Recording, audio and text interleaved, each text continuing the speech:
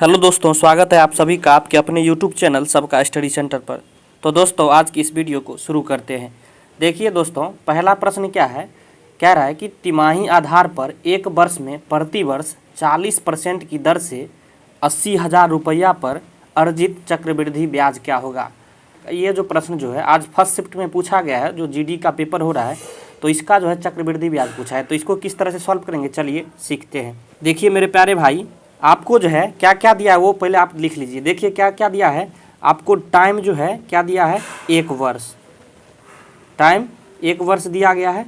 उसके बाद इसका रेट कितना दिया गया है, यानी दर देखेंगे तो यहाँ 40% दिया गया है। क्लियर है। उसके बाद यहाँ जो है ये जो 80,000 रुपया है, ये क्या दिया गया है, ये मूलधन दिया गया है, यानी प्रिंसिपल। ये 80,000 रुपया जो है दिया गया है। अब देखिए आपको चक्रवृद्धि ब्याज चाहिए। अब देखिए यहाँ देखेंगे आप क्या कह रहा है, तिमाही आधार पर। तिमाही आधार मतलब क्या होता है, क्वार्टरली। तो हमेशा रेट टाइम में जो है 4 से गुना करना होगा और रेट में जो है 4 से भाग देना होगा, तभी तिमाही आधार पर निकल पाएगा। ये 4 ईयर हो जाएगा ये, और ये रेट कितना निकल के आएगा, ये 10%। अब देखिए 10% की दर से कह रहा है कि चक्रवृद्धि ब्याज क्या होगा। तो आपको ये जो है 10% जब भी रेट दिया रहता है और 4 वर्ष का चक्रवृद्धि ब्याज पूछता है, तो डायरेक्ट CI 4 साल का क्या होता है, ये आपको जो है डाटा ध्यान में होगा, 46.41%। ये डायरेक्ट 4 वर्ष का चक्रवृद्धि ब्याज होता है। क्लियर है। 80,000 का 46.41% निकाल लेंगे, यही जो है फाइनल आंसर आएगा। तो ये परसेंटेज से 00 कटेगा और ये दशमलव हटाएंगे तो 2 जीरो से ये कट जाएगा। उसके बाद गुना करिएगा, ये आपको जो है 37,000 कितना आएगा, 37,128 निकल के आएगा। यही जो है फाइनल इसका आंसर है। तो 37,128 ऑप्शन सी में जो है करेक्ट हो जाएगा। तो चलिए दोस्तों, अब चलते हैं नेक्स्ट क्वेश्चन की तरफ।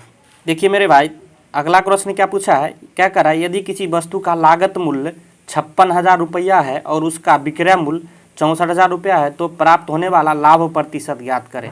देखिए यह भी आपको प्रश्न पूछा है फर्स्ट शिफ्ट के एग्जाम में।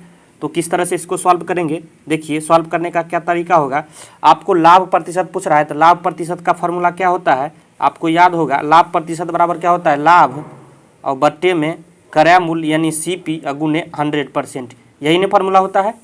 अब इसी फार्मूला पर आपको पुट कर देना है। तो लाभ देखेंगे, यहाँ लाभ जो है क्या होता है, विक्रय मूल्य माइनस क्रय मूल्य। तो 64,000 माइनस 56,000 करेंगे तो ये 8,000 आएगा, ऊपर में लाभ और बट्टे में क्या हो जाएगा आपको क्रय मूल्य। क्रय मूल्य कितना दिया हुआ है, 56,000। और उसके बाद 100% कर देंगे, यही जो है फाइनल आंसर निकल के आ गया। अब काट लेंगे, देखिए 3 जीरो से 3 जीरो कट जाएगा।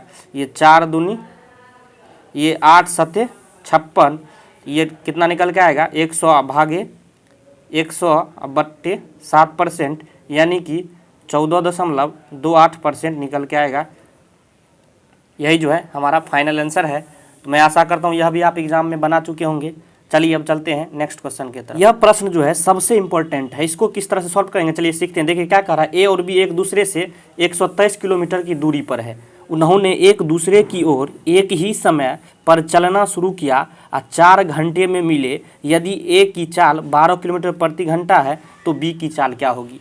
देखिए दोस्तों, यह जो है रिलेटिव स्पीड का प्रश्न है, तो इसको किस तरह से सॉल्व करेंगे चलिए सीखते हैं। ठीक है, रिलेटिव स्पीड बराबर क्या फार्मूला होता है, वो एक दूसरे की ओर कह रहा है, एक ही समय पर चलना शुरू करता है। क्लियर है, एक दूसरे की ओर एक ही समय पर चलना शुरू करता है। तो रिलेटिव स्पीड क्या होगा, जब एक दूसरे की ओर चलेगा तो दोनों जुड़ जाएगा। तो किसका आपको निकालना, B का निकालना है। और S ये A का दिया हुआ है, यानी SA मतलब speed of A plus speed of B, ये जो है क्या हो जाएगा, दोनों जो जुड़ जाएगा, क्योंकि ये एक दूसरे के विपरीत चल रहा है। तो रिलेटिव स्पीड बराबर क्या होगा, टोटल डिस्टेंस कितना दिया गया है, A और B के बीच की दूरी 123 किलोमीटर। क्लियर है। और उसके बाद रिलेटिव स्पीड बराबर क्या होता है, टोटल डिस्टेंस बट्टे टोटल टाइम। टोटल टाइम कितना लग रहा है, ये 4 घंटे लग रहा है। यहाँ जो है करिएगा तो 123 में 4 से भाग दीजिएगा तो ये 30.75 निकल के आएगा, 30.75। और स्पीड ऑफ ए कितना यहाँ दिया गया है, 12 किलोमीटर प्रति घंटा, यही स्पीड ऑफ ए है। अब बी का जो आपको निकालना होता है, स्पीड ऑफ बी बराबर क्या हो जाएगा, ये जो है ये दिया गया है, तो यहाँ 31.75 में से आपको 12 घट जाएगा, ये जो है आपको 18.75 निकल के आएगा। अगला प्रश्न यह पूछा, यदि किसी घन का विकर्ण 6√3 सेंटीमीटर है तो घन का संपूर्ण पृष्ठीय क्षेत्रफल क्या होगा। तो देखिए मेरे भाई, घन का विकर्ण का क्या फॉर्मूला होता है, घन का विकर्ण क्या होता है, √3 × a। ये कितना दिया गया है, ये 6√3 दिया गया है। तो यहाँ से भुजा यानी a निकल जाएगा, तो √3 से √3 कट जाएगा, तो ये 6 दिया गया है। उसके बाद आपको क्या पूछ रहा है, उसका जो है टोटल सरफेस एरिया, यानी टोटल सरफेस एरिया घन का क्या होता है, तो 6 × a² यानी भुजा स्क्वायर। तो 6 × 6 का स्क्वायर कीजिएगा तो ये आपको 216 निकल के आएगा। यही जो है सही आंसर है। देखिए अगला प्रश्न क्या पूछा था, क्या किसी गोला का व्यास दिया गया था और उसका कर्व सरफेस एरिया दिया गया था और आयतन पूछ रहा है। तो ये भी आसान क्वेश्चन है। तो किसी गोला का आयतन क्या होता है, वॉल्यूम क्या होता है, 4/3 πr3।